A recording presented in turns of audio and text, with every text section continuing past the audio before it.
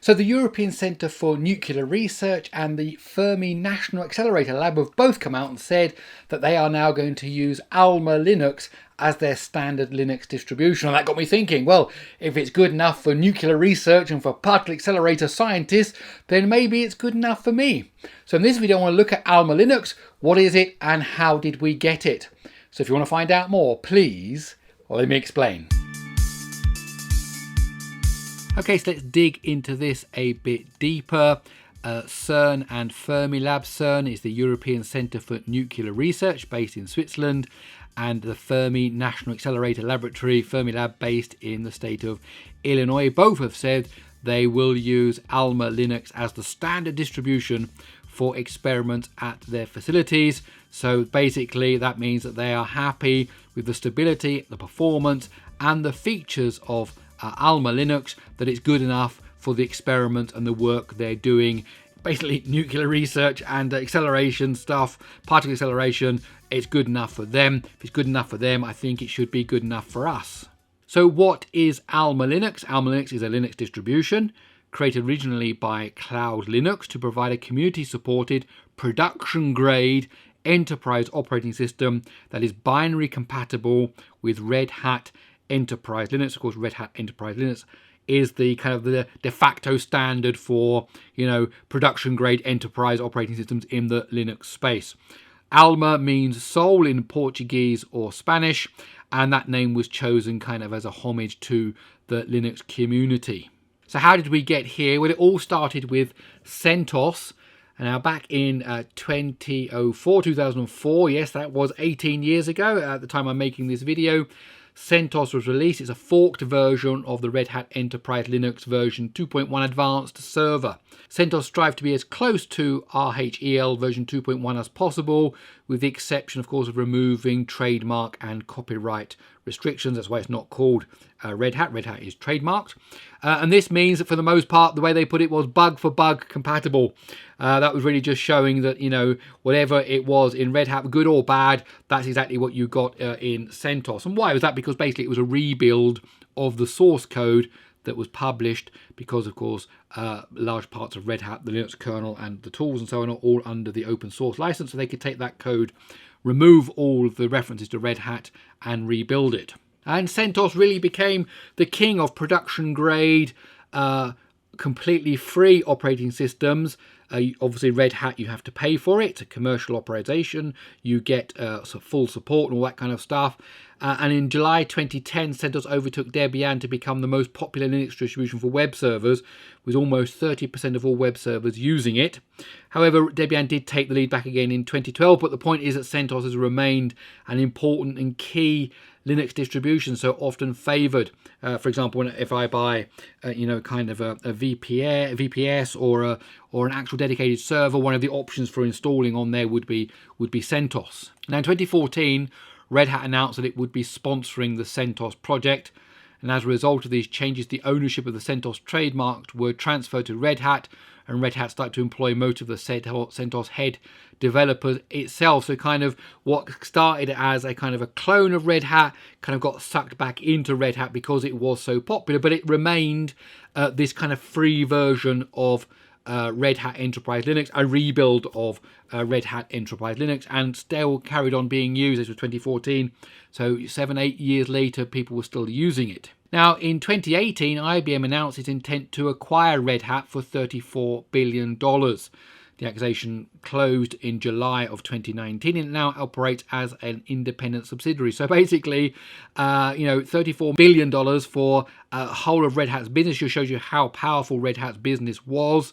And basically CentOS, because it was now part of Red Hat, became part of IBM. So this free production grade enterprise level operating system available for free from IBM basically. Don't forget you can follow me on Twitter, on Instagram and on Mastodon. All of the information will be on your screen. I also have a monthly newsletter. Go over to GaryExplains.com, type in your email address, no spam, but you will get that newsletter. Now in December 2020, the CentOS project announced that the distribution would be discontinued by the end of 2021 in order to focus on CentOS Stream. Now CentOS Stream is a continuously delivered distro that tracks ahead of Red Hat Enterprise Linux, positioned as a midstream between Fedora Linux and Red Hat Enterprise Linux. So basically, CentOS Stream provides early access to the development stream of the next version of Red Hat Enterprise Linux. In other words, the beta version of Red Hat Enterprise Linux. That means that CentOS Stream is no longer a stable, binary compatible clone of Red Hat Enterprise Linux. It's a beta version of the next upcoming version of Red Hat Enterprise Linux, which of course changes everything. That was not what people wanted from CentOS, and in fact the community's response to this announcement was overwhelmingly negative.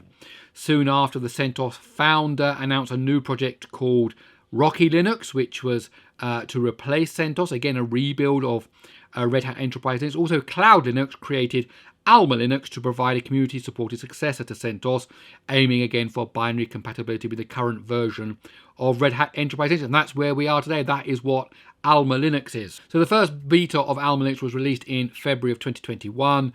The first stable release was published in March of 2021.